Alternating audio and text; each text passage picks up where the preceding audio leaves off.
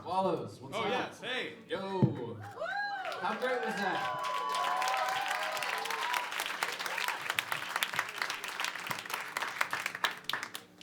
Hey. We have some softball questions. We have some song questions. We have questions from Songkick fans. Whoa. We're gonna make it easy. There's more pizza, but no one's getting up. Quite the pizza. After you can get up. That kid's sizzling. Oh my god. We laugh at our own jokes. Okay. It's bad. How great is this though? Sick. It's sick. Good This is time. really cool. Really Well, good I time. mean, like making music, being able to do it, releasing. You've been making music for a really long time, which I was really surprised on, and loved that when you see it, you can tell. So after this, I would have told you if it was bad. Yeah. Oh, thanks. Appreciate it. Bass player was not with your kick drum, but no, I'm kidding. No, I'm joking. It was in the pocket. It was fine. But after 10 years making music, how have you guys kind of felt through that? Like, do you look at yourself sometimes when you're playing and go, this is kind of rad? Or do you say, I can't wait to do something else? Definitely not the latter. We're having a good time, like this is, it's always been my dream to play on the 7th floor of this exact building. That was the And we joke made I was it. waiting for. Yeah. We finally made it already. I can retire happy. No, but this has been fun. I'm not, undermining this. You guys? Yeah, no. I mean, I Through all the bad band names. Yes. Through all the, the demos that I'll never get to hear. We'll never get to hear. I mean, no, it is just really exciting and cool. This is just what we grew up wanting to do, and listening to all our favorite albums since we were growing up, and just decided to make music one day. And it's insane that we can play it for you guys, and thank you for being here. So yeah, I mean, I think the first sentence when I wake up is "This is rad." So You nailed it on the head.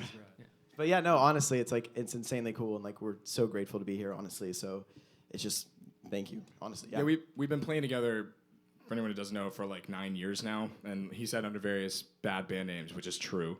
And then Wallows, we just landed on last year and decided to make it a real thing. Or no, we didn't decide to; it just became a real thing. We just renamed our band, and then people actually heard it. So, but then we, yeah. Anyway, it's been a long time, and we didn't give up, and now here we are.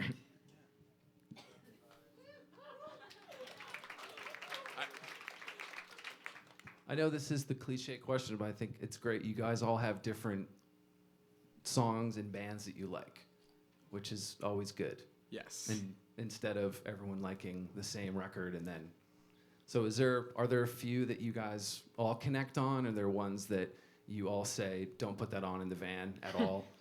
Is there I think we're all. See, I feel like we all kind of grew up sharing music with each other. So I'd honestly say that our musical tastes align, but we're always exposing each other to totally new stuff. How do you do it? Because sometimes I'll do it on the sly. I'll do it like a radio station. I'll play the hit that they like, and then I'll play something they don't know, and then play another hit and ask them. Do you guys do that? Maybe that's just me. Versions of. Yeah. I know last week, didn't you play, this is not the same thing, but didn't you play one of our voice memo demos for someone saying it was something else to see if they would say they like it or not because they didn't know it was our song? Yes. Does that make sense? So we played a demo of ours. We're like, oh, this is a band by this band. And then they'll be like, that sucks. Then it's good or bad. It's true. Yeah. So just tell them it's not your song. That's not the same thing at all, but I just took this away and did something else. I like that. Yeah, I mean, I don't know. You exposed me to it's such a funny word. You exposed me to a band called Joy Again. The song called Kim recently. I mean, Cole gets me into a lot of music, honestly. But yeah, he exposed me to that, and then I don't know. It just bounces back and forth. I mean, How do you find out about music? For me, it's friends. Songkick, bro. okay. I mean, seriously, going to shows, we're big Sandy Alex G fans. I don't know if anyone's familiar with Sandy Alex G. Great.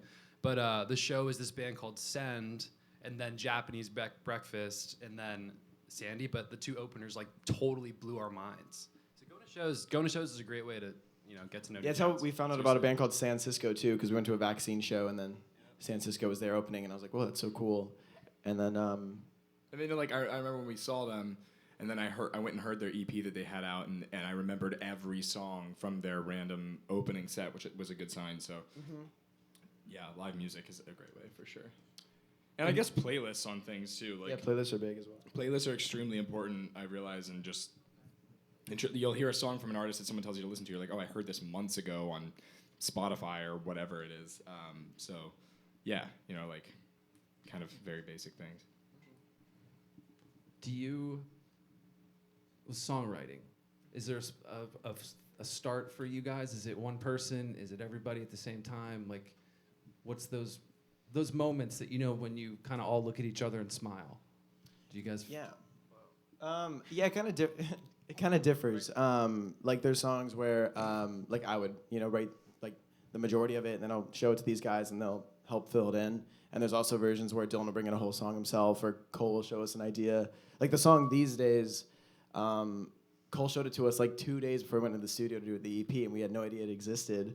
And then I'm like, wait, like what? We should write this. And then like now we didn't, and I'm pretty happy with how it turned out. So it's kind of like just random, kind of all over the place, but we also do a lot of jamming and stuff like that here and there. So it kind of comes organically. Yeah, a lot of it recently has been us like putting parts together in Logic on Cole's laptop. Like for these EP songs we just did, it was just like taking a MIDI keyboard and laying down a beat, and then plugging a guitar in DI and just writing the parts that way instead of acoustic. Because sometimes if you pick up an acoustic guitar, you're standing around a rehearsal space trying to write, you can feel so forced into writing, and then you just become deadlocked in your brain. So sometimes it's nice to just play around on a laptop, honestly, and just figure it out. And then sometimes you hear those versions and you're like, this would be really cool to put out. Why even go into the studio? But then you're really thankful you did go into the studio, because then you go and listen back to the demo and you're like, that's horrible. Yeah, exactly. Yeah, I think too, like something I've learned is just the sheer amount that you spend songwriting. Like I know Braeden will think of one little idea and just throw it into his voice memos, and it'll be like voice memo number 5,320, whatever, and then he'll like scroll through it and find like, what was the thing that Julian Casablancas said or something that was like so genius? Oh yeah, he was for all the aspiring songwriters out there. I think Julian Casablancas said that songwriting is like an ocean of mediocrity with waves of greatness, and I was like, that's so right. You just write so much like not good things, and then one day you're like, oh, there's like a cool fish swimming in this. Yeah. Catch it, and then sometimes you can't catch it in time, and it's gone. So We're here all night. this is our warm up to the comedy tour. If you guys like it. That was us opening for ourselves, and then Yeah. I want you guys to talk about the producer of the record. I know sometimes they're not known or they're seen, but what about that helped? Had you worked with John Congleton or a producer like that before? I mean, like, no, not at that, like, static. I mean, like, the first 4 singles we put out last year were recorded with a buddy of ours named Stephen Mack, who's extremely talented and has such a bright future in music. He has a studio out in Lake Forest, California. We're from LA. And we just recorded those there by ourselves with him, so we all just kind of produced it and did it. But, so yeah, like, with a producer, who's worked on many like huge projects. Yeah, it was the first time. John Congleton is on like St. Vincent's Records, Actor, Strange Mercy, and her self-titled Always latest album.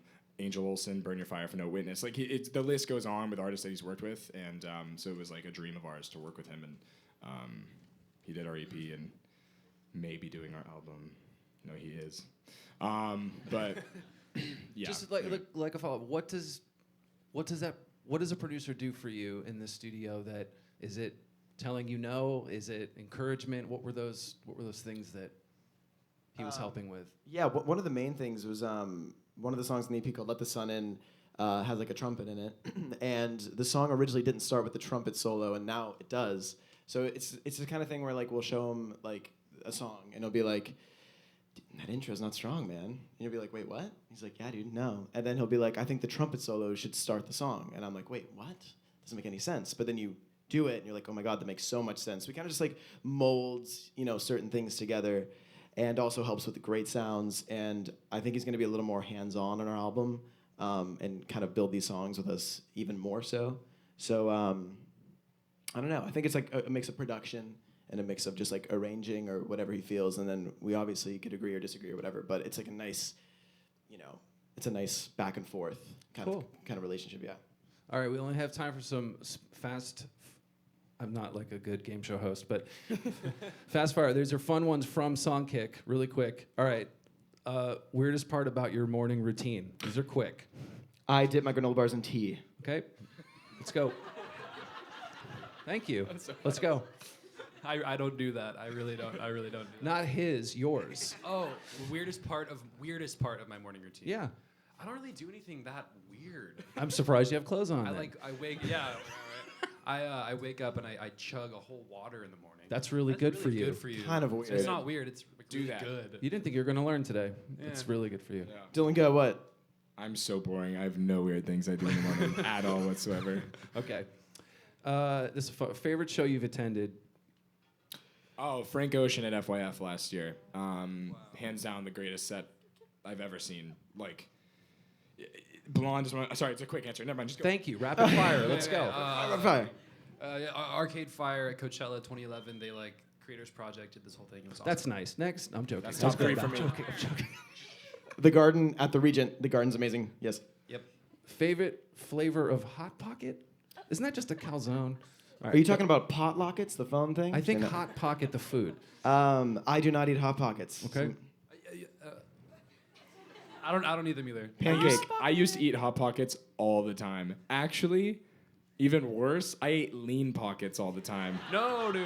Do you guys remember Lean Not cool, Pockets? man. It's not What's in cool. those? I have It's my not mom cool. cook me a Lean Pocket for not like cool. Your mom had to do dinner. Your mom had to do it. That's horrible. That's horrible. Okay. All right. Favorite flavor of ice cream? These are fan questions. I love like monkey. Monkey?